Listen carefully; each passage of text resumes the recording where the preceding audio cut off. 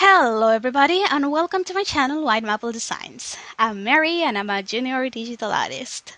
I started this channel because I really enjoy character creation and wanted to try and just make some of them and share them with you all. In this series, I'm planning to share NPC ideas for RPGs like D&D or Pathfinder. I'll be leaving character sheets for each one linked in the description, and there's gonna be a player safe version and a DM version that will have more details on the character. You can use these characters freely on your personal homebrew campaigns or use them like as a starting point, reference or inspiration to create your own content. Again, there will be more details in the description. These videos are gonna be basically split in two parts. This first one where I go through the process of a drawing of the character. I'll show you my drawing process as well as a brief introduction to the character. And the second one that will go more in the lore behind the character and my process on designing them. I'd say spoiler alert for anyone that don't want to know their full backstory and insight from the get-go. The way I want to do this first part is to show the whole drawing process from sketch to shadows. I'm hoping this gives an accurate idea of the back and forth that can go into a drawing. I want to do it this way also mostly because, well, I do follow some other content creators that do this kind of content. They usually are either experienced enough where the sketching process is just wildly different, or just finding it more comfortable not to show the sketching process in their video and just to start with the sketch already on screen. So yeah, I wanted to do this as a way to show new artists the way I personally do my sketches, see if they want to take something from it. For the characters in this series, I have some 3D models that I make as a base, since I'm still not all that good on consistency in my characters as far as angles go. And while it is something I would like to work on, for simplicity's sake, I just went for it so I can streamline the process. I have worked though in some without the 3D models, and in those cases I can start as simple, honestly, as sticky figures to build on top of. Yeah. As you can see, I personally prefer to sketch with very saturated colors, going from very general shapes and then slowly add more details as I go. The high saturation helps me distinguish the sketch when I lower the layer opacity to refine in a new layer. And I usually use 3 to 5 colors on the very first sketch to help me figure out like what goes over or under what else. As I get to the more detailed sketches, I use less and less color till the last sketch is usually on solid color, unless I had to fix something up like last minute. For example, in this drawing, I totally missed the braid till almost the end and then had to go back in with green to kind of, give me some contrast to see what I already drew versus what I was drawing right now. Also, as an aside, this video is very sped up, like 30 to 60 times the speed it took me IRL, and I'm just mentioning it because back when I was starting out, it took me a hot second to figure out that speed paints were, well, sped up. In my defense, I'm a silly little goose. Anywho, once the sketch is done, I usually just go in with a texture brush in black or in a really dark, really saturated color, and I start doing the line art. For this, I usually turn on a slight stabilizer for the brush, mostly so it can give me crispier lines in an easier way. But I don't recommend going through really high stabilizer levels if you have a fast stroke, because usually that can get messy and say you're trying to do a curve, you might end up with a straight line or something, just for the way it routes itself. And yeah, I think that would be about it on the technical part of things. So onto the character themselves. This is Polixing Duskglow.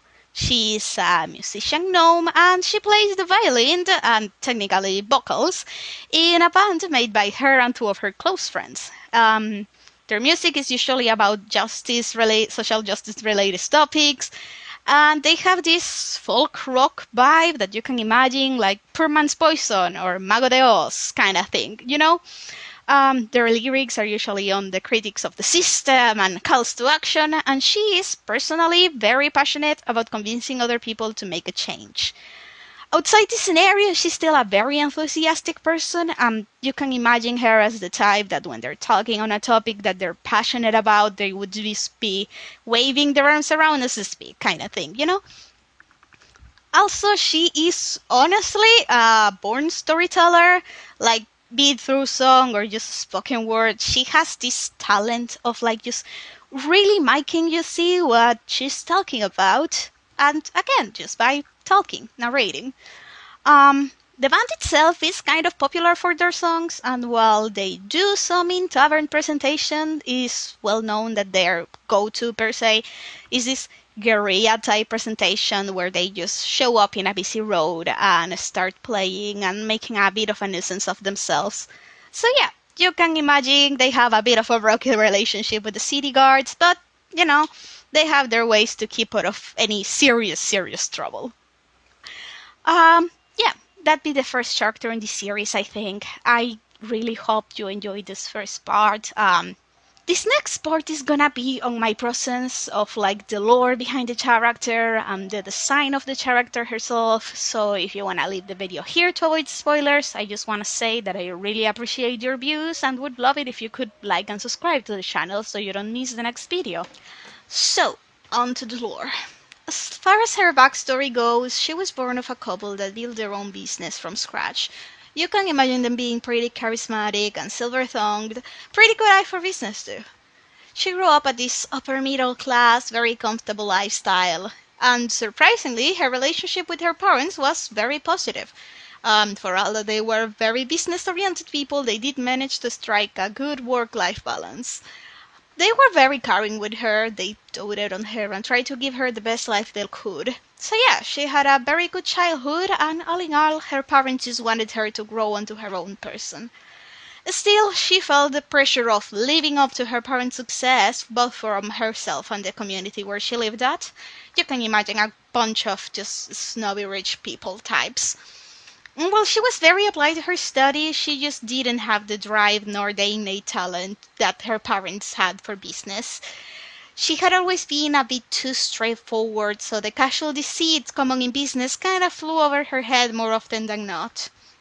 Some years after her coming of age, her parents passed away. No foul play, no mysterious circumstances, just an honest accident. So she ended up inheriting the business. She tried to manage it as well as she could, but she just couldn't quite measure up to her parents, and the company ended up in a bit of a rocky patch. Some years into this mess, she just met someone that was at the beginning a bit off-putting in the way she was so carefree in her demeanor.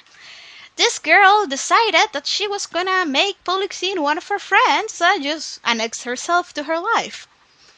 And so at the beginning they did clash with each other. They did eventually grow close, and Polixen started to just let go a bit, take a step back and see things from different eyes. She saw that her parents' company would not be able to get back up under her leadership and decided to yield it to one of her parents' old friends who she trusted to follow her parents' visions and do a better job at it than herself. She moved to the more commercial part of town after that and started to just try and let herself be. Try to build herself from scratch, and in doing so, she found her love for music and the drive that she had to just help others see themselves as capable of change.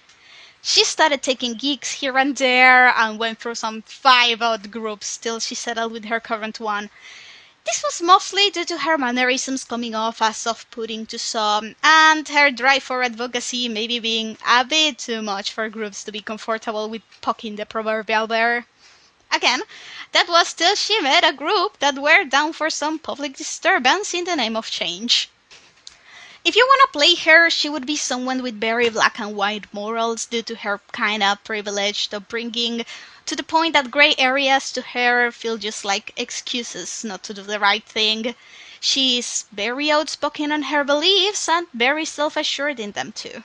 She honestly feels like people can make a change, but most of them just decide to turn a blind eye as long as it doesn't affect them.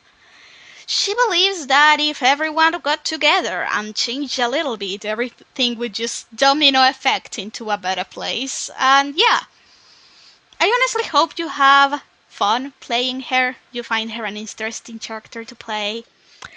As for her design proper, I wanted to go for these fancy marching band type clothes, kind of looking a little bit military.